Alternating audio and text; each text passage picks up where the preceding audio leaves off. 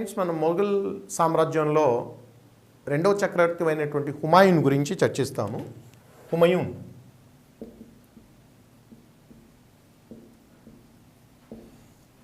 ఇంతక ప్రీవియస్ వీడియోలో చెప్పినట్టుగా మొఘల్ చక్రవర్తులు కానీ మొఘల్ రాణులు కానీ మొఘల్ రాజవంశంలో ఎవరి పేరైనా చూడండి, అది అధికారనామమే. ఇతని అసలు పేరు హుమాయూన్ అనేది అతని అధికారనామం అండి, అఫీషియల్ నేమ్. ఇతని అసలు పేరు నాసిరుద్దీన్ మహమ్మద్.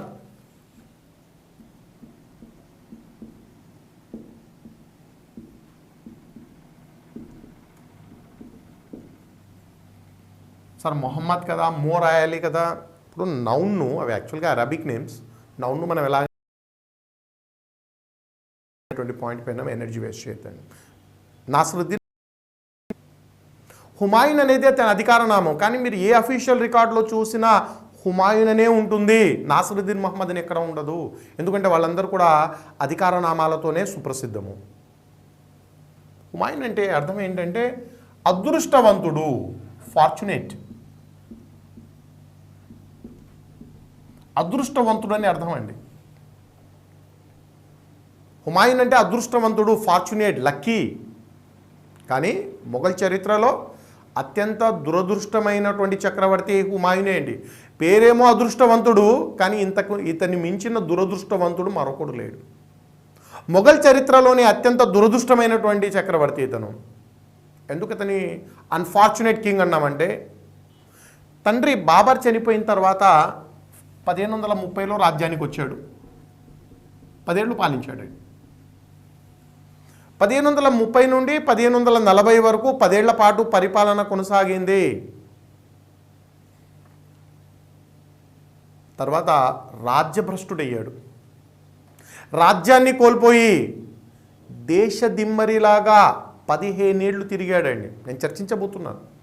1540లో రాజ్యాన్ని కోల్పోయాడు. 15 ఏళ్ళు అంటే 1555 వరకు శరణార్థి జీవితాన్ని గడిపాడు. 15 ఏళ్ళు శరణార్థి జీవితం. కొంతకాలము భారతదేశంలోనే రాజపుత్ర రాజుల దగ్గర శరణార్థిగా గడిపాడు. తర్వాత ఇరాన్ చక్రవర్తి దగ్గర వెళ్ళి అక్కడ శరణార్థిగా గడిపాడు. 15 ఏళ్ళు అష్ట కష్టాలు పడి తన రాజ్యాన్ని తాను వెనక్కి తెచ్చుకున్నాడు. మరి అంతకంటే గొప్ప అదృష్టవంతుడు ఎవడండి? ఎవడైనా రాజ్యాన్ని కోల్పోయి 15 ఏళ్ల తర్వాత మళ్ళీ తెచ్చుకున్నారంటే గొప్ప అదృష్టవంతుడే కదా. ఎస్, అదృష్టవంతుడే. కానీ ఇన్ని కష్టాలు పడి తెచ్చుకున్న రాజ్యాన్ని కేవలం 8 నెలలు మాత్రమే పరిపాలించాడండి. 1556లో ఒక ప్రమాదంలో, ఒక యాక్సిడెంట్లో మరణించాడు. అంటే 15 ఏళ్ళు అష్ట కష్టాలు పడి తెచ్చిన సామ్రాజ్యాన్ని 8 నెలలు కూడా పాలించలేదు, ఒక యాక్సిడెంట్లో చనిపోయాడండి. అందుకనే ఇంత దురదృష్టవంతుడు మరొకడు ఉండడు. అంటే ఇక్కడ హుమాయూన్ పీరియడ్ చూడండి. ఆ పీరియడ్ మనము 2 దశల్లో, 2 స్పెల్స్లో చూడాలి. 1530 నుండి 1540 వరకు పాలించాడు, ఫస్ట్ స్పెల్. తర్వాత 15 ఏళ్ల గ్యాపు. ఆ 15 ఏళ్ల గ్యాప్లో వేరే వాళ్ళు ఢిల్లీ, ఆగ్రాను పాలించారు. సూర్ వంశము మన తర్వాత చర్చిస్తామండి. ఈ 15 ఏళ్ళు, ఈ గ్యాప్ ఏదైతే ఉందో, ఈ 15 ఏళ్ల పాటు సూర్ వంశము ఢిల్లీ, ఆగ్రాలను పాలించింది. అంటే మొఘల్ సామ్రాజ్యము తాత్కాలికంగా అంతమైంది 15 ఏళ్ళు.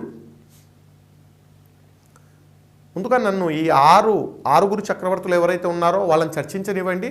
ఈ 6 పర్సనాలిటీస్ను చర్చించిన తర్వాత నేను ప్రత్యేకంగా సూర్యవంశం గురించి చర్చిస్తానండి. 15 ఏళ్ళు వీళ్ళు భారతదేశాన్ని, ఉత్తర భారతదేశాన్ని పరిపాలించారు, మొఘల్ సామ్రాజ్యాన్ని అంతం చేసి తాత్కాలికంగా. కాబట్టి 1555లో మళ్ళీ మొఘల్ సామ్రాజ్యము పునరుద్ధరించబడిందండి. కష్టపడి మళ్ళీ తన రాజ్యాన్ని తెచ్చుకున్నాడు. సూర్ పాలకులు కేవలం 15 ఏళ్ళే పాలించాడు. సూర్ వంశాన్ని నిర్మూలించి మళ్ళీ హుమాయూన్ తన అధికారాన్ని తెచ్చుకున్నాడు. 56లో చనిపోయాడు.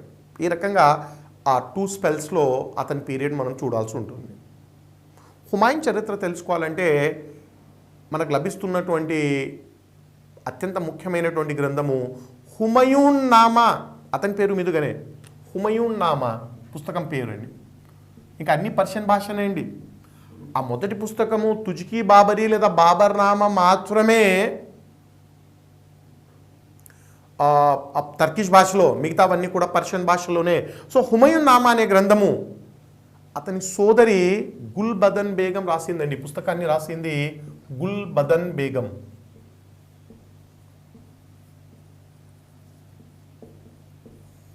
బాబర్ కుమార్తె హుమాయూన్ సోదరి తన సోదరుడి చరిత్ర పైన చాలా అద్భుతంగా రాసిందండి పర్షియన్ భాషలో, గుల్బదన్ బేగం హుమాయూన్ నామా అని. కాబట్టి అతని చరిత్ర టోటల్గా మనకు ఈ హుమాయూన్ నామా అనే పుస్తకం నుంచి వస్తుంది. హిందూ రాజులకు ముస్లిం రాజులకు తేడాలు ముందు నుంచి నేను చెప్తున్నానండి. హిందూ రాజులు కవిత్వానికి ఎక్కువగా ప్రాధాన్యత ఇచ్చారు, ఆస్థానంలో కవులను పోషించారు, బ్రహ్మాండమైన సాహిత్యం వచ్చింది. కానీ ముస్లిం పాలకులు మాత్రము చరిత్రకు ఎక్కువగా ప్రాధాన్యత ఇచ్చారు. అందుకనే ముస్లిం చరిత్ర చాలా క్లియర్గా ఉంటుంది. నేను చాలా సందర్భాల్లో చెప్పాను, మొఘల్స్ ఎవరు, ఎక్కడి నుంచి వచ్చారు, కొంత నేను వివరించాను. బాబర్ తాత ముత్తాతల సమాచారం కూడా మన దగ్గర ఉందండి. అదే హిందూ రాజులు, విజయనగర సామ్రాజ్యాన్ని తీసుకోండి, మీరు కాకతీయులు తీసుకోండి, లేదా మీ ఇష్టం ఏదైనా హిందూ రాజ్యాన్ని చూడండి, వాళ్ళ పుట్టుపూర్వోత్తరాలు తెలియవు. కారణం ఏంటి? ఎవరు రాయలేదండి దాని గురించి. అందుకనే కొంత హిందూ చరిత్ర తెలుసుకోవడము ఇబ్బందికరంగానే ఉంటుంది. సోర్సెస్ అంత స్ట్రాంగ్గా లేవు. ఆ ముసల్మాన్లు చరిత్రకు ఎక్కువగా ప్రాధాన్యత ఇచ్చారు కాబట్టి బ్రహ్మాండంగా మనం వాళ్ళ గురించి అధ్యయనం చేయడానికి అవకాశం ఉంది. ఇక్కడ నేను హుమాయూన్ గురించి ప్రధానంగా చర్చించేది ఎందుకు రాజ్యాన్ని కోల్పోయాడు. ఇతని గురించి మైనర్ పాయింట్ చాలా ఉన్నాయనుకోండి, బట్ మోస్ట్ ఇంపార్టెంట్ 15 ఏళ్ళు దేశదిమ్మరిగా తిరగడానికి కారణం ఏంటి, రాజ్యాన్ని ఎలా కోల్పోయాడు. హుమాయూన్ ఉత్తర భారతదేశాన్ని పాలిస్తున్నాడండి. కొంత వాయువ్య భారతదేశము, ఇది మొఘల్ సామ్రాజ్యం, ముఘల్స్ అండి. అంటే అప్పటికే మొఘల్ సామ్రాజ్యం ఇండియా అంతా కూడా విస్తరించలేదండి. కొంత వాయువ్య ప్రాంతము, ఉత్తర భారతదేశము. ఈ మొఘల్ సామ్రాజ్యము ఈ వాయువ్య ఉత్తర భారతదేశాలను పాలించే సమయంలో తూర్పు వైపున సూర్ సామ్రాజ్యం ఉందండి, సూర్ వంశం. ఈ సూర్ వంశం ప్రధానంగా బెంగాల్, బీహార్లను పాలిస్తున్నారు. బెంగాల్ అండ్ బీహార్. పాలకుడు షేర్షా సూర్ అండి. చాలా ఇంపార్టెంట్ పర్సనాలిటీ అండి షేర్షా సూర్. ఇతని గురించి నేను ప్రత్యేకంగా చర్చిస్తాను. ఈ 6 చక్రవర్తులు, మొఘల్ చక్రవర్తులను అక్బర్, ఔరంగజేబ్ వరకు చర్చించనివ్వండి. ఆ తర్వాత నేను సూర్ వంశం గురించి, షేర్షా సూర్ గురించి చర్చిస్తాను. ఇక్కడ జస్ట్ మీరు గుర్తుపెట్టుకోవాల్సిన పాయింట్ ఏంటంటే, హుమాయూన్ పాలించేటప్పుడు ఉత్తర భారతదేశాన్ని, తూర్పు భారతదేశాన్ని షేర్షా సూర్, ఇద్దరు చాలా పవర్ఫుల్ వ్యక్తులు అండి. వీళ్ళిద్దరి మధ్య 3 యుద్ధాలు జరిగాయి. షేర్షా సూర్కు హుమాయూన్కు మధ్య 3 యుద్ధాలండి. యుద్ధాలకు కారణాలు, యుద్ధ సన్నివేశాలు ఎంతవరకు అక్కర్లేదండి. నేను దాదాపుగా 3 దశాబ్దాల నుండి కాంపిటేటివ్ ఫీల్డ్లో ఉన్నాను. యుద్ధ సన్నివేశాల గురించి ఏ ఎగ్జామ్లో కూడా అడగలేదు. కారణాలు, గొడవలు, ఘర్షణలు వదిలేయండి, అక్కర్లేదు అసలు. అలాంటి ప్రశ్న ఒక్కటి కూడా నా 3 దశాబ్దాల కెరియర్లో ఎక్కడా కనిపించలేదు. కాబట్టి అవసరమైనటువంటి అంశాలను మాత్రమే మనం చర్చిస్తాం. ఏంటి ఆ 3 యుద్ధాలు? హుమాయూన్కు షేర్షా సూర్కు మధ్య జరిగిన 3 యుద్ధాలు. మొదటి యుద్ధము 1538లో జరిగింది, చూనార్ దగ్గర అండి. చూనార్ యుద్ధం ఏ ఊర్లో జరిగితే ఆ పేరును ఇవ్వడం జరుగుతుంది. చూనార్ యుద్ధము, ఇందులో హుమాయూన్ విజయాన్ని సాధించాడు, షేర్షా సూర్ను ఓడించాడండి. షేర్షా సూర్ను ఓడించి బందీగా పట్టుకున్నాడు. ఇక్కడ ఇతను చేసిన మహాపొరపాటు, హుమాయూన్ చేసిన పొరపాటు ఏంటంటే, షేర్షాను బందీగా పట్టుకొని తర్వాత కొంత డబ్బు తీసుకొని అతన్ని వదిలిపెట్టేశాడు. ఈ తప్పిదానికి అతను భారీ మూల్యం చెల్లించాల్సి వచ్చింది. ఒకవేళ షేర్షా సూర్ను గనక అంతం చేసి ఉంటే ఇతను 15 ఏళ్ళు దేశదిమ్మరిగా తిరగాల్సిన అవసరం ఉండేది కాదు. డబ్బు తీసుకొని షేర్షాను వదిలిపెట్టాడు, భారీ మూల్యాన్ని చెల్లించాడండి. మరుసటి సంవత్సరమే 1539లో షేర్షా పెద్ద సైన్యాన్ని తీసుకొని చౌసా దగ్గర హుమాయూన్తో తలపడ్డాడు. రెండో యుద్ధము చౌసా యుద్ధము. ఈ బెంగాల్లో చౌసా అనే ఊరు ఉంటుంది, అక్కడ యుద్ధం జరిగింది. హుమాయూన్ ఓడిపోయాడు. హుమాయూన్ ఓడిపోయి యుద్ధ భూమి నుంచి తప్పించుకున్నాడు. ఇక ఫైనల్గా బిల్గ్రామ్ యుద్ధము, బిల్గ్రామ్ లేదా దీన్ని కనోజ్ యుద్ధం అని కూడా అంటామండి. కనోజ్ నగరంలో బిల్గ్రామ్ అనే ప్రాంతంలో, కనోజ్ అవుట్స్కట్స్లో బిల్గ్రామ్ అనే ఒక ప్లేస్ ఉంటుంది. అందుకని యుద్ధానికి కనోజ్ యుద్ధము, కొన్ని పుస్తకాల్లో మీకు కనోజ్ యుద్ధం ఉంటుంది, కొన్ని పుస్తకాల్లో బిల్గ్రామ్ యుద్ధం ఉంటుంది. చివరి ఫైట్ అండి షేర్షా సూర్ హుమాయూన్కు. యుద్ధంలో హుమాయూన్ పూర్తిగా ఓడిపోవడం, మొఘల్ సల్తనత్ను, మొఘల్ సామ్రాజ్యాన్ని షేర్షా సూర్ స్వాధీనం చేసుకోవడము. అంటే ఇప్పుడు రెండు సూర్యవంశం చేతిలోకి వచ్చేసండి షేర్ షా ఈ రెండు ప్రాంతాలను. అంటే బిల్గ్రామ్ యుద్ధంలో మొఘల్ సామ్రాజ్యము మొఘల్ పాలన తాత్కాలికంగా అంతమైంది. ఢిల్లీ ఆగ్రాలు షేర్షా సూర్ ఆధీనంలోకి వచ్చాయి. షేర్షా మోస్ట్ పవర్ఫుల్ చక్రవర్తి అయ్యాడు భారతదేశంలో.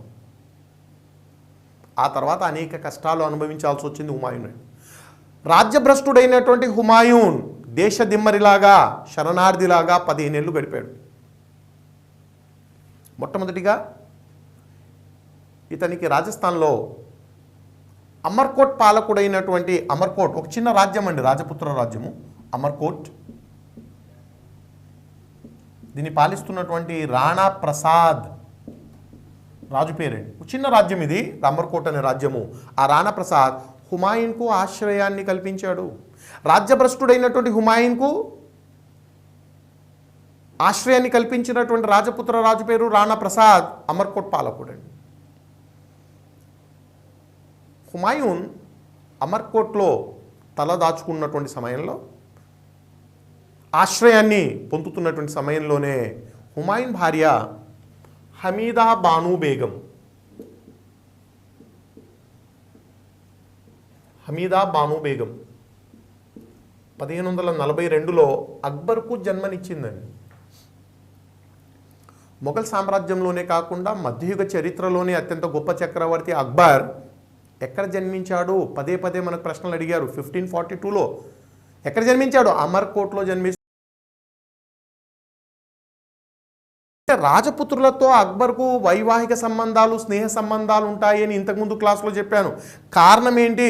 ఎందుకు అక్బరు అవినాభావ సంబంధాలు రాజపుత్రులతో కలిసి ఉన్నాడంటే అతను చూపించిన కృతజ్ఞత అండి. అక్బర్ పుట్టిందే ఒక రాజపుత్రుని ఇంట్లో, తన తండ్రికి తన కుటుంబానికి ఆశ్రయాన్ని కల్పించినటువంటి ఒక రాజపుత్రుని ఇంట్లో ఇతను జన్మించడం జరిగింది. హమీదా బాను బేగం అక్బర్ తల్లి అండి. 1542లో అక్బర్కు అమర్కోట్లో జన్మనివ్వడం జరిగింది. షేర్షా మోస్ట్ పవర్ఫుల్ అండి. మొత్తం ఉత్తర భారతదేశాన్ని ఏకం చేసి పాలిస్తున్న గొప్ప చక్రవర్తి షేర్షా. ఈయన గురించి చివరిలో నేను డిస్కస్ చేస్తాను. షేర్షాకు తెలిసింది హుమాయూన్కు రాజపుత్రులు ఆశ్రయాన్ని కల్పించారు. తన ప్రత్యర్థి, తన శత్రువుకు రాజపుత్రులు ఆశ్రయాన్ని కల్పించారనే వార్త తెలుసుకున్నటువంటి హుమాయూన్ షేర్షా ఒక అల్టిమేటం జారీ చేస్తున్నాడు. హుమాయూన్కు ఎవరైతే ఆశ్రయాన్ని కల్పిస్తారో ఆ రాజ్యాన్ని భస్మీపటలం చేస్తాను. రాజపుత్రులు ఆశ్రయాన్ని ఇస్తున్నారని తెలిసింది, ఆ రాజ్యాలను నాశనం చేస్తాను. ఒక అల్టిమేటం షేర్షా నుంచి రావడం జరిగింది. అంటే ఇప్పుడు హుమాయూన్ ఎక్కడ ఉంటే ఆ రాజ్యానికి ప్రమాదము. హుమాయూన్ అర్థం చేసుకున్నాడండి. తన స్నేహితులకు తాను భారం కాకూడదు, తన స్నేహితులు తన వల్ల నాశనం కాకూడదు. అలానే ఇంకా ఉత్తర భారతదేశంలో అతనికి ఆశ్రయం ఇవ్వగలిగే కెపాసిటీ ఎవరికీ లేదండి. అందుకనే 1543లో భారతదేశాన్ని వదిలేసి ఇరాన్కి వెళ్ళిపోయాడండి.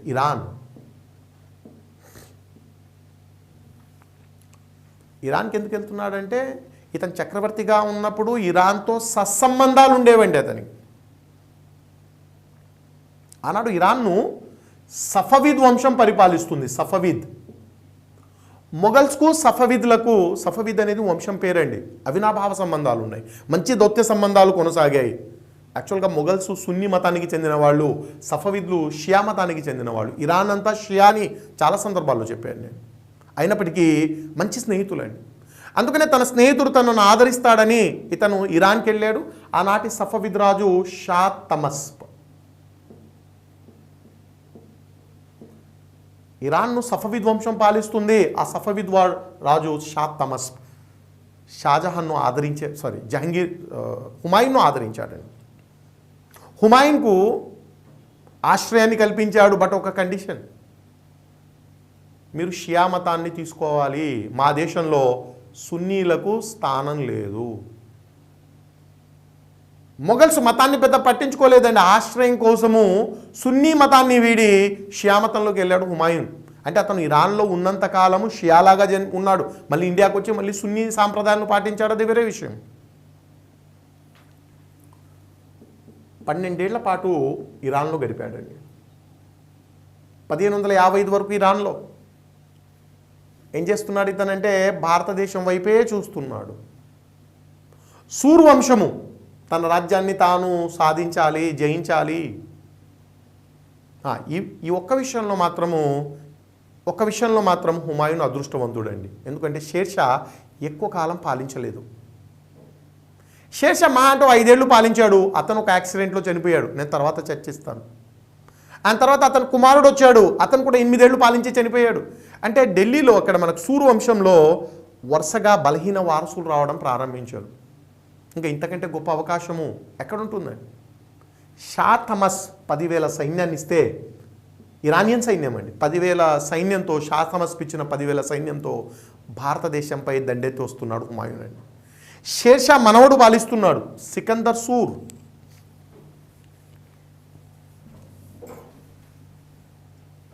(1555)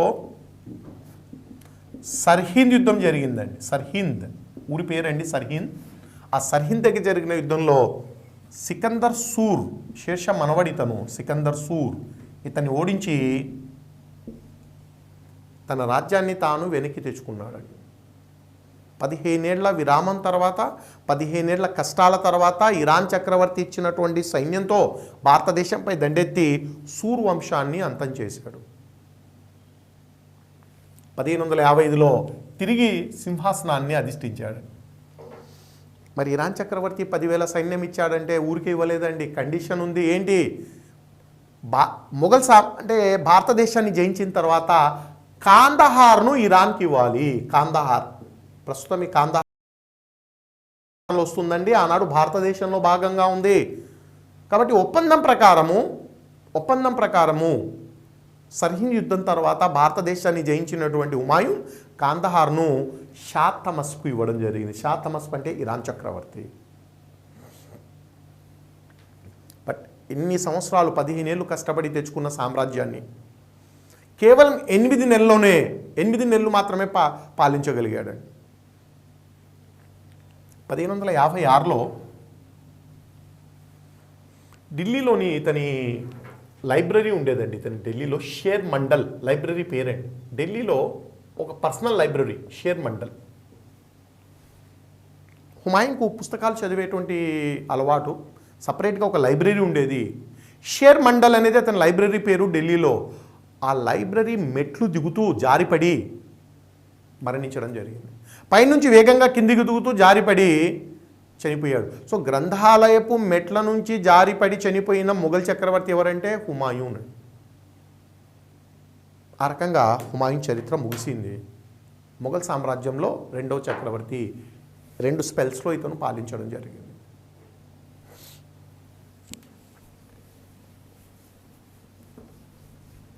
ఇక 3వ చక్రవర్తి మొత్తం మధ్యయుగ భారతదేశ చరిత్రలోని గొప్పవాడు అక్బర్ అండి.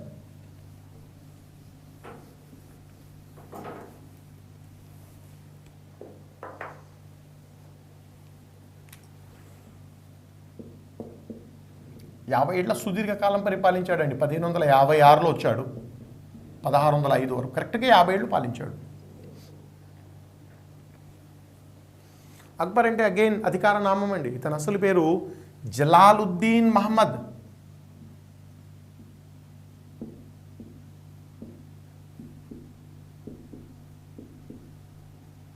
బాబర్ అసలు పేరు జహీరుద్దీన్ మహమ్మద్. హుమాయూన్ అసలు పేరు నాసిరుద్దీన్ మహమ్మద్. అక్బర్ అసలు పేరు జలాలుద్దీన్ మహమ్మద్. కాబట్టి 4 మొఘల్ చక్రవర్తుల పేర్లు ఇచ్చి వాళ్ళ అసలు పేర్లు ఇచ్చి మ్యాచ్ ద ఫాలోయింగ్ ఇవ్వచ్చండి. అక్బర్ అంటే అతని అధికార నామం అర్థం ఏంటంటే గొప్పవాడు. అక్బర్ అంటే చాలా గొప్పవాడు, గ్రేట్ అని మీనింగ్ అండి అక్బర్ అంటే. అక్బర్ అనేటువంటి బిరుదాన్ని తీసుకున్నాడు అతను. ఇప్పుడు మసీదులో అజా వినపడుతుంటే అల్లాహు అక్బర్ అని వినపడుతుంది అంటే అర్థం ఏంటి? అల్లా ఈజ్ గ్రేట్ అని అర్థం అండి. మసీదులో అజా వినపడేటప్పుడు తొలి పదం అల్లాహు అక్బర్ అనే పదము అంటే అర్థం ఏంటి? అక్బర్ అంటే గ్రేట్, గొప్పవాడు, అల్లా చాలా గొప్పవాడు అని. అక్బర్ అంటే గొప్పవాడు అని అర్థం. ఒకసారి గ్రూప్ 1 ప్రిలిమ్స్లో ఏపీపీఎస్సీ వాళ్ళు నిర్వహించినటువంటి గ్రూప్ 1 ప్రిలిమ్స్లో అడిగాడు, అక్బర్ సింహాసనం అధిష్ఠించే సమయంలో వయసు ఎంత? ఇంతకు చెప్పాను, అతను 1542లో జన్మించాడు, 1556లో రాజ్యానికి వచ్చాడు. అంటే వయసు ఎంత? 14 ఏళ్ళు. గ్రూప్ 1 స్థాయిలో చాలా సింపుల్ బిట్స్ అండి ఇలాంటి. అక్బర్ వయసు ఎంత అని అడిగాడు. కానిస్టేబుల్ ఎగ్జామ్స్ మీరు చూడండి, అత్యంత కఠినమైన ప్రశ్నలు అడిగాడు.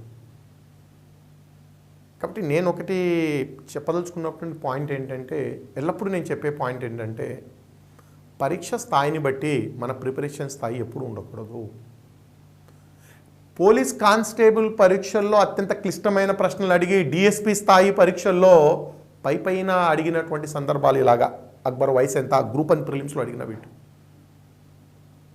కాబట్టి విజేత ఎవడవుతాడంటే, ప్రతి సబ్జెక్ట్ను మొత్తం టోటల్గా స్టాండర్డ్గా చదివి ఏ ఎగ్జామ్కైనా రాసేటువంటి కెపాసిటీ తెచ్చుకోగలగాలి. ఓకే, ముందుగా నేను అక్బర్ ఆస్థానంలోని ఒక 3 చరిత్రకారుల గురించి చర్చిస్తానండి. అక్బర్ చరిత్ర తెలుసుకోవడానికి ఈ 3 చరిత్రకారులు వాళ్ళ రచనలు మనకు ఉపయోగపడుతున్నాయి. మొదటివాడు అబుల్ ఫజల్.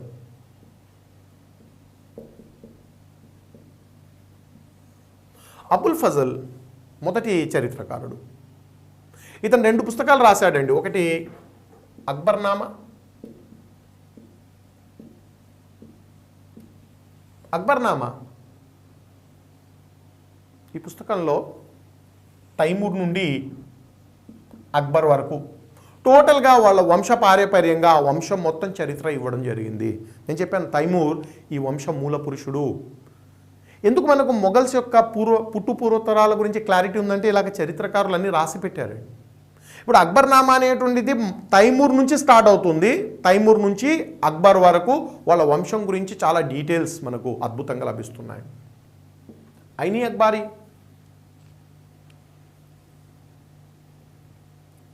రెండో పుస్తకం ఐనీ అక్బారీ, పరిపాలన గురించి తెలియజేసే గ్రంథము.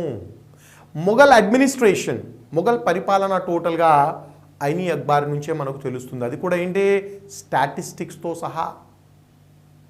ఇలాంటి పరిపాలన గురించి ఇంత ఇన్డెప్త్ ఇన్ఫర్మేషన్ భారతదేశంలో ఇద్దరే ఇవ్వగలిగారండి.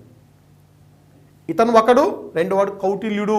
కౌటిల్యుని అర్థశాస్త్రం తర్వాత అబుల్ ఫజల్ యొక్క ఐనీ అక్బారీ పరిపాలన గురించి అత్యంత అద్భుతమైన సమాచారం ఇచ్చేటువంటి గ్రంథం అండి. స్టాటిస్టిక్స్ ఉదాహరణకు ఎలా ఉంటుందంటే, వ్యవసాయాన్ని డిస్కస్ చేస్తాడు. ఐనీ అక్బారీలో వ్యవసాయం గురించి, భారతదేశంలో ఎన్ని రకాల పంటలు పండుతున్నాయి, ఖరీఫ్ సీజన్లో, ఖరీఫ్ అంటే సమ్మర్ సీజన్ అండి, సమ్మర్లో వేసేటువంటి పంట 25 రకాల పంటలు, రబీ శీతాకాలంలో వేసేటువంటి పంట 16, అంటే టోటల్గా 41 రకాల పంటలు భారతదేశంలో పండిస్తున్నారు. అంతటితో ఆగడండి, ఒక్కొక్క పంట ఎంత విస్తీర్ణంలో ఉంది. ఇప్పుడు ఉదాహరణకు వరి టోటల్ విస్తీర్ణం ఎంత, పొగాకు లేదండి ఈ టైంలో, గోధుమలు టోటల్ ఎంత, పత్తి, అదే రకంగా కూరగాయలు, పండ్లు, అంటే ఒక్కొక్క పంట టోటల్ విస్తీర్ణము, అది స్టాటిస్టిక్స్ అండి. సో ఐనీ అక్బారీ పుస్తకం అంతా కూడా అద్భుతమైన గణాంకాలతో పరిపాలన గురించి ఎక్స్ప్లెయిన్ చేశాడు ఐనీ అక్బారీ. 1602లో అబుల్ ఫజల్ను యువరాజు సలీం హత్య చేశాడు. సలీం, అక్బర్ కుమారుడు సలీం అండి. నెక్స్ట్ చక్రవర్తి ఇతనే. మరి నెక్స్ట్ చక్రవర్తి సలీం ఏంటి? జహంగీర్ కదా. సలీం అనేది అతని అసలు పేరు, జహంగీర్ అనేది అధికార నామము. సింహాసనానికి వచ్చేసరికి జహంగీర్ అనే పేరు తీసుకొని వచ్చాడండి, బట్ అసలు పేరు అయితే సలీం. 1602లో సలీం తండ్రికి వ్యతిరేకంగా తిరుగుబాటు చేసి తండ్రికి ఆప్తుడైన అబుల్ ఫజల్ను హత్య చేశాడు. అక్బర్కు వ్యతిరేకంగా సలీం తిరుగుబాటు చేశాడండి. ఇక్కడ ఇంకొక పాయింట్ ఏంటంటే, మొఘల్ చరిత్రలో యువరాజుల తిరుగుబాట్లు చాలా కామన్ అండి, క్వైట్ కామన్. ఆల్మోస్ట్ ప్రతి చక్రవర్తి, మొఘల్ చక్రవర్తి తన కుమారుడి తిరుగుబాటును ఎదుర్కొన్నాడు. ఇప్పుడు చూడండి, అక్బర్కు వ్యతిరేకంగా సలీం తిరుగుబాటు చేశాడు. తిరుగుబాటు చేయడం అంటే ఏంటి? తండ్రిని సింహాసనం నుంచి తొలగించి అధికారాన్ని తెచ్చుకునే ప్రయత్నం అండి. సలీం ఇప్పుడు జహంగీర్ అనే పేరుతో రాజ్యానికి వచ్చాడు. జహంగీర్ కుమారుడు షాజహాన్ తిరుగుబాటు చేశాడు జహంగీర్కు వ్యతిరేకంగా. షాజహాన్కు వ్యతిరేకంగా అతని కుమారుడు ఔరంగజేబ్ తిరుగుబాటు చేశాడు, ఔరంగజేబ్కు వ్యతిరేకంగా అతని కుమారుడు తిరుగుబాటు చేశాడు. కాబట్టి తరతరాలుగా ఈ తిరుగుబాట్లు జరుగుతున్నాయి. ఎందుకు మొఘల్ ఫ్యామిలీలో ఈ తిరుగుబాట్లు ఎందుకు ఎక్కువగా జరిగాయి అంటే కారణము సుదీర్ఘ పాలన అండి. ఈ మొఘల్ చక్రవర్తులు ఒక్కొక్కరు 50 ఏళ్ళు 40 ఏళ్ళు పాలించాడు. ఇప్పుడు అక్బర్ చూడండి, 1556లో రాజ్యానికి వచ్చాడు, 1605 వరకు పరిపాలించాడు. తిరుగుబాటు జరిగింది 1622లో. అంటే అప్పటికే అక్బర్ రాజ్యానికి వచ్చి 45 ఏళ్ళు అయిందండి. ఇంకా పాలిస్తున్నాడు 45 ఇయర్స్ తర్వాత కూడా. మరి నా వంతు ఎప్పుడు వస్తుంది? ఎంతకాలం వేచి చూడాలి అంటే 50 ఏళ్ళైనా 40 ఏళ్ళైనా ఇంకా తండ్రులు సింహాసనం పైన ఉంటే కుమారులకు ఓపిక నశించి తిరుగుబాటు చేయడం జరిగింది. ఔరంగజేబ్ విషయానికి వస్తాం. ఔరంగజేబ్కు 40 ఏళ్ళండి. తండ్రి షాజహాన్ ఇంకా పాలిస్తూనే ఉన్నాడు. ఇంకా ఎంతకాలం పాలిస్తాడో తెలియదు. షాజహాన్ ఏం చేశాడు? ఔరంగజేబ్ తిరుగుబాటు చేశాడు. యాక్చువల్గా యువరాజుల తిరుగుబాట్లన్నీ అణిచివేశారండి సక్సెస్ఫుల్గా. సక్సెస్ అయింది ఒక ఔరంగజేబే. యువరాజుగా ఉండి తిరుగుబాటు చేసి సింహాసనాన్ని స్వాధీనం చేసుకున్న ఏకైక రాజు ఔరంగజేబే అండి. ఔరంగజేబ్ షాజహాన్ను బంధించి చెరసాలలో పడేశాడు. పాపం ఈ షాజహాన్ దాదాపుగా ఒక 7-8 ఏళ్ళు చెరసాల్లో గడిపాడండి. ఔరంగజేబ్ రాజ్యానికి వచ్చాడు తండ్రిని చెరసాల్లో పడేసి. 40 ఏళ్ల వయసులో ఔరంగజేబ్ రాజ్యానికి వచ్చి 50 ఏళ్ళు పాలించాడు. అంటే అతని వయసు 90 ఏళ్ళు.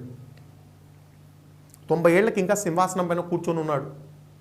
కొడుకు పరిస్థితి ఏంటి? కొడుకుకు 70 ఏళ్ళు ఉంటాయండి, ఇంకా అధికారం రాలేదు. మనవడికి 50 ఏళ్ళు ఉంటాయి, ఈ తరానికి కూడా లేదు. ముని మనవడికి 30 ఏళ్ళు, వీడు కూడా రెడీగా ఉన్నాడు. అంటే 3-4 తరాల వాళ్ళు క్యూలో నిలబడ్డారు. ప్రమాదం ఏంటంటే 1-2 తరాలు బైపాస్ అయ్యే అవకాశం కూడా ఉంటుంది. వీళ్ళ సుదీర్ఘ పాలనలండి. అందుకని యువరాజుల్లో ఓపిక నశించి తిరుగుబాట్లు చేయడం సర్వసాధారణము. మొఘల్స్లో తిరుగుబాట్లు చాలా ఎక్కువగా ఉంటాయండి, అది గుర్తుపెట్టుకోండి.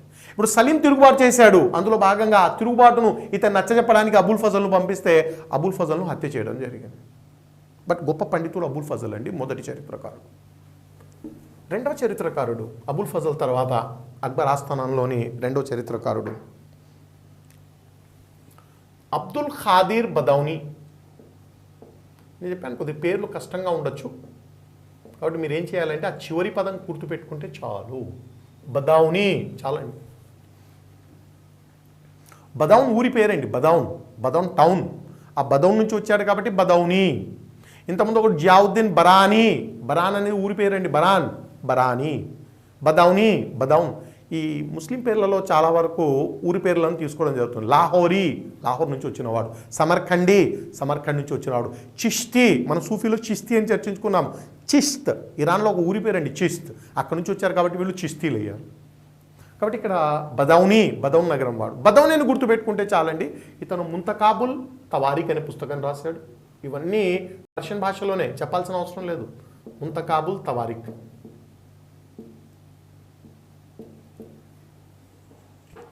మూడోవాడు నిజాముద్దీన్ అహ్మద్.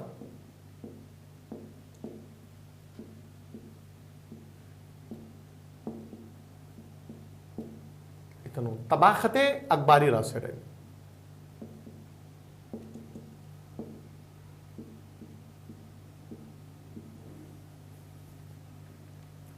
సో అబుల్ ఫజల్ ఒకడు, అబ్దుల్ ఖాదిర్ బదౌని రెండోవాడు, నిజాముద్దీన్ అహ్మద్ తబాఖతే అక్బారీ రాశాడు. అబ్దుల్ ఖాదిర్ బదౌని ముంతకాబుల్ తవారిక్. కాబట్టి ఇక్కడ బదౌని తవారిక్ రాశాడు, ఇలా గుర్తుపెట్టుకోవాలి. నిజాముద్దీన్ అహ్మద్ తబాఖతే అక్బారీ గుర్తుపెట్టుకోవాలి. 2-3 సార్లు చదవండి. మీరు చెప్పలేకపోయినా 4 ఆల్టర్నేటివ్స్ చూసినప్పుడు ఖచ్చితంగా గుర్తొస్తుంది. సో ఈ ముగ్గురు చరిత్రకారులు అక్బర్ ఆస్థానంలో ఉండి మనకు అమూల్యమైనటువంటి సమాచారాన్ని అందిస్తున్నారు. అందుకని ముస్లిం హిస్టరీ చాలా క్లియర్గా ఉంటుందండి. ప్రతి రాజు గురించి ప్రత్యేకమైన పుస్తకాలు రాయబడ్డాయి కాబట్టి చాలా క్లియర్గా ఉంటుంది. అక్బర్ రాజ్యానికి రావడం 14 ఏళ్ల చిన్న వయసులో రాజ్యానికి వచ్చాడని చెప్పాను. ఈ అక్బర్ రాజ్యానికి రావడం అనేటువంటిది సునాయాసంగా జరగలేదండి. గొప్ప పోరాటం చేయాల్సి వచ్చింది. ఏంటి పోరాటం? హుమాయూన్ ఒక యాక్సిడెంట్లో చనిపోయాడని చెప్పాను. ఆ గ్రంథాలయం మెట్ల నుంచి జారిపడి. ఆ సమయంలో అక్బర్ ఆగ్రా ఢిల్లీలకు సుదూరమైన ప్రాంతంలో ఉన్నాడండి. 14 ఏళ్ల వయసు. కల్లనౌర్ అనే ప్రాంతం, ఎక్కడో పంజాబ్లో మారుమూల ప్రాంతం అండి. అంటే ఢిల్లీ ఆగ్రాలకు కొన్ని వందల కిలోమీటర్లో పంజాబ్లోని ఒక ఈ మారుమూల ప్రాంతంలో కలనౌర్ అనే ప్రాంతంలో ఉన్నాడు. ఒక రాచకార్యాన్ని నిర్వహించడానికి వెళ్ళాడండి. 14 ఏళ్ల పిల్లవాడు ఏం రాచకార్యం నిర్వహిస్తాడంటే పేరుకు మాత్రమే ఇతని సంరక్షకుడు బైరం ఖాన్ మొత్తం వ్యవహారాలు చూసుకునేవాడు. ఈ బైరం ఖాన్ హుమాయూన్కు నమ్మిన బంటు అండి. తన కుమారుడి బాగోగులు మైనర్గా ఉన్న తన కుమారుడి బాగోగులు చూసుకోవడానికి హుమాయూన్ తనకు అత్యంత విశ్వాసపాత్రుడైనటువంటి సంరక్షకుడిగా నియమించాడు. కాబట్టి అక్బర్ ఈ బైరం ఖాన్ పెంపకంలో పెరిగాడు. కలనౌర్లో బైరం ఖాన్ ఆధ్వర్యంలో ఒకడెవడో తిరుగుబాటు చేస్తే తిరుగుబాటు అణచివేయడానికి వెళ్ళాడండి. అక్కడ వాళ్లకు హుమాయూన్ మరణ వార్త అనేటువంటిది తెలిసింది.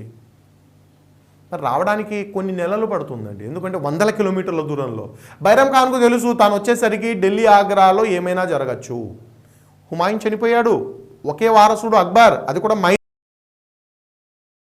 తీసుకొని సింహాసనాన్ని ఎవడైనా అధిష్ఠించవచ్చు. ఆ అనుమానంతో బైరం ఖాన్ కలనౌర్లోనే పట్టాభిషేకాన్ని పూర్తి చేశాడు. బైరం ఖాన్ చేసిన మొట్టమొదటి పని అక్బర్ను చక్రవర్తిగా ప్రకటించాడు. యూపీఎస్సీ సివిల్ సర్వీస్ ప్రిలిమ్స్లో మనకు ఒకసారి బిట్ అడిగాడండి, అక్బర్ యొక్క పట్టాభిషేకం ఎక్కడ జరిగింది? ఆగ్రాలోనా ఢిల్లీలోనా? కాదండి, కలనౌర్, ఒక మారుమూల ప్రాంతము పంజాబ్లో. అంటే ఆ పరిస్థితులు అక్కడే పట్టాభిషేకం పూర్తి చేశారు. అక్కడ నుంచి బైరం ఖాన్ అక్బర్ ఇద్దరు ఢిల్లీ వైపుకు పయనమయ్యారు, ఆగ్రా వైపుకు పయనమయ్యారు. బైరం ఖాన్ భయపడినట్టే జరిగిందంటే, అంటే ఎవరైనా అధికారాన్ని హస్తగతం చేసుకుంటారనే ఆ భయము నిజమైంది. నిజమైంది ఏంటి? ఆనాడు బీహార్ను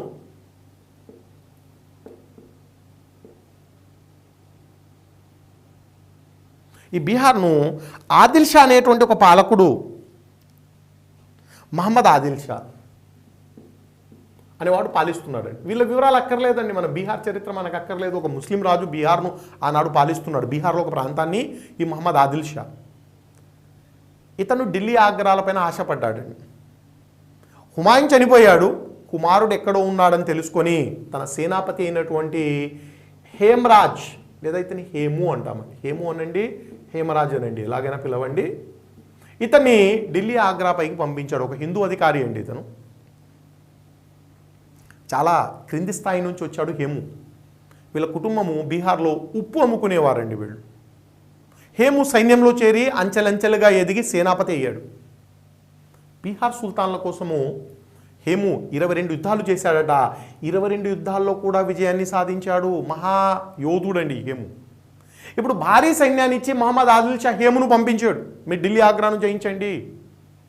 హేము ఆ సైన్యాన్ని తీసుకొని ఢిల్లీ ఆగ్రాను ఆక్రమించుకున్నాడు. ఎవరు లేరండి అక్కడ కాపాడేవాడు. కానీ ఇక్కడ మహమ్మద్ ఆదిల్ షాకి ఇతను హ్యాండ్ ఇచ్చాడండి. తన సుల్తాన్కు వ్యతిరేకంగా తిరుగుబాటు చేసి ఢిల్లీ ఆగ్రాను ఆక్రమించుకున్న హేము తన సుల్తాన్ను కూడా ధిక్కరించి తానే చక్రవర్తి అని ప్రకటించుకున్నాడు. ఢిల్లీ ఆగ్రాలను స్వాధీనం చేసుకున్న హేము తానే చక్రవర్తి అని, విక్రమజిత్ అనే ఒక బిరుదాన్ని తీసుకొని తానే చక్రవర్తిగా ప్రకటించుకోవడం. ఇప్పుడు కలనూర్ నుంచి బయలుదేరినటువంటి బైరం ఖాన్ అక్బర్లు ఇక్కడ ఢిల్లీలో ఆగ్రాలో ఈ పరిస్థితి. అంటే ఇక్కడ ఏంటి, యుద్ధం అనివార్యం అండి. యుద్ధం లేకుండా ఇప్పుడు ఎవరితో యుద్ధం చేయాలి? ఇప్పుడు అక్బర్ హేముతో యుద్ధం చేయాలి. ఆ యుద్ధము 1556లో పానిపట్టు దగ్గర జరిగిందండి. దీన్ని మనం రెండవ పానిపట్టు యుద్ధము అంటాము. కరెక్ట్గా మొదటి పానిపట్టు యుద్ధం జరిగినటువంటి పానిపట్టు, తెలుగులో పానిపట్, మొదటి పానిపట్టు యుద్ధం జరిగిన ఎగ్జాక్ట్లీ 3 దశాబ్దాలకు 30 ఏళ్ల తర్వాత రెండో పానిపట్టు యుద్ధంలో హేమరాజ్ను చంపేసి అక్బర్ అధికారానికి రావడం జరిగింది. పేరుకు మాత్రమే అక్బర్ అండి, బైరం ఖానే మొత్తం కథ అంతా కూడా అతనే నడిపాడు. ఆ రకంగా ఒక ఘర్షణ, ఒక యుద్ధం ద్వారా అక్బర్ రాజ్యానికి రావడం జరిగింది. అక్బర్ గురించి మనకు 2 అంశాలు డీటెయిల్గా చర్చించాల్సి ఉంటుంది. ఒకటి, అక్బర్ సైనిక విజయాలు. అంతేం ఇంపార్టెంట్ కాదండి, బ్రీఫ్గా అతని సైనిక విజయాలు బ్రీఫ్గా మనం చర్చిస్తాము. ఏ రకంగా ఒక చిన్న మొఘల్ రాజ్యాన్ని సామ్రాజ్యంగా మార్చాడు అనేటువంటిది. రెండోది అతని మత విధానము. అక్బర్ గొప్ప చక్రవర్తి అయింది అతని మత విధానం అండి, అతని సెక్యులర్ లౌకిక విధానాల వల్ల. కాబట్టి నేను బ్రీఫ్గా అతని సైనిక విజయాలు చర్చించి డీటెయిల్గా మత విధానం డిస్కస్ చేస్తాను. ఇది అక్బర్ గురించి మనం చర్చించాల్సినటువంటిది. ముందుగా అక్బర్ యొక్క సైనిక విజయాలు నేను చెప్పాను. ఒక చిన్న రాజ్యం అండి అప్పటికి మొఘల్ సామ్రాజ్యము, మొఘల్ రాజ్యము దాన్ని ఒక సామ్రాజ్యంగా మార్చాడు. నిరంతర యుద్ధాలు చేశాడు, అనేక రాజ్యాలు జయించాడు. ఎక్కువగా వివరాలు అక్కర్లేదండి, యుద్ధాలు అవన్నీ అవుట్డేటెడ్ అండి కంప్లీట్గా. దానిపైన ఎక్కువగా ఎనర్జీ వేస్ట్ చేయకూడదు. అతను జయించిన రాజ్యాల లిస్ట్ ఇస్తాను. 1561లో మాల్వాను జయించాడు. మాల్వా అంటే మధ్యప్రదేశ్ అండి. ఎవరున్నారు, ఎందుకు జరిగింది ఏమక్కర్లేదండి, టేక్ ఇట్ ఫర్ గ్రాంటెడ్. ఆ వివరాలు ఇంతవరకు ఎవరిని అడగలేదు, అడగరు కూడా. మాల్వా మధ్యప్రదేశ్లో ఒక ప్రాంతం మాల్వా. 1564లో ఘర్కతంగా రాజ్యము, దీన్నే గోండ్వానా అని కూడా అంటారండి. గోండ్వానా దుర్గావతి, రాణి దుర్గావతిని ఓడించి రాజ్యాన్ని జయించాడు. ఇక్కడ పాలకురాలు పేరు ఎందుకు ఇస్తున్నా అంటే మహిళ ఉంది కాబట్టి ఇస్తున్నాను, లేకపోతే ఇక్కడ కూడా నేను చెప్పగలనండి బాజ్ బహదూర్, మాల్వాను పాలించింది బాజ్ బహదూర్, అక్కర్లేదు ఇవన్నీ కూడా మనకు. మహిళ పాలిస్తుంది దుర్గావతి. దుర్గావతి చాలా వీరోచితంగా పోరాడిందని మొఘల్ చరిత్రకారులే రాశారండి. గొప్ప వీరవనిత. అక్బర్ ఆమెను ఓడించి ఘర్కతంగా కూడా మధ్యప్రదేశ్ అండి, ఆ రాజ్యం కూడా మధ్యప్రదేశే. 1572లో గుజరాత్. ఈ గుజరాత్ను జయించిన తర్వాత దీని గుర్తుగా కొత్త రాజధాని నగరాన్ని నిర్మించాడు, ఫతేపూర్ సిక్రీ. తర్వాత బులంద్ దర్వాజా అనే కట్టడం. వీటి గురించి నేను తర్వాత చర్చిస్తానండి. ఎలాగో నేను మీకు ఆర్ట్ అండ్ ఆర్కిటెక్చర్, మొఘల్ యొక్క వాస్తుశిల్పకళల్లో ఇంకా చర్చిస్తాను. ఫతేపూర్ సిక్రీ అనే కొత్త నగరాన్ని నిర్మించి రాజధానిని ఆగ్రా నుండి ఫతేపూర్ సిక్రీకి మార్చాడండి. గుజరాత్ విజయానికి గుర్తుగా ఫతే అంటే విజయము, పూర్ అంటే నగరము. ఫతేపూర్ను కనుక మీరు ట్రాన్స్లేట్ చేస్తే విజయనగరము. ఎందుకు ఆ పేరు పెట్టాడంటే గుజరాత్ పైన తాను విజయాన్ని సాధించాడు కాబట్టి దాని గుర్తుగా ఫతేపూర్ సిక్రీ అనేటువంటి నగరాన్ని నిర్మించాడు. ఆగ్రా నుంచి ఒక 26 మైళ్ళు అండి, పెద్ద దూరం ఉండదు, గంట ప్రయాణము లోపే, ఒక గంట లోపే ప్రయాణము. 26 మైళ్ళు అంటే 39 కిలోమీటర్లు ఆగ్రా నుండి ఫతేపూర్ సిక్రీ. అది ఇప్పుడు అక్బర్కు రాజధాని అయిందండి. సో కొత్త రాజధాని నగరాన్ని నిర్మించాడు గుజరాత్ విజయం తర్వాత.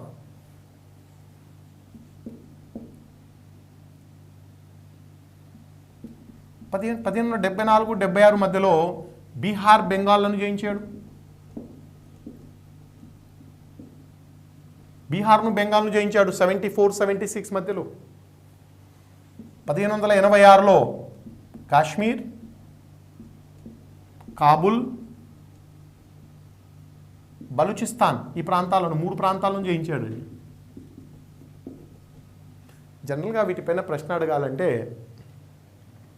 ఒక 4 ప్రాంతాలు ఇచ్చి వాటిని క్రొనాలజికల్ ఆర్డర్లో పెట్టండి. ఏ రాజ్యాన్ని ఎప్పుడు జయించాడు, ఇయర్స్ కూడా అడగాడండి. 4 ప్రాంతాలు ఇచ్చి అక్బర్ ఏ రాజ్యం ముందు జయించాడు, ఏ రాజ్యాన్ని తర్వాత జయించాడు.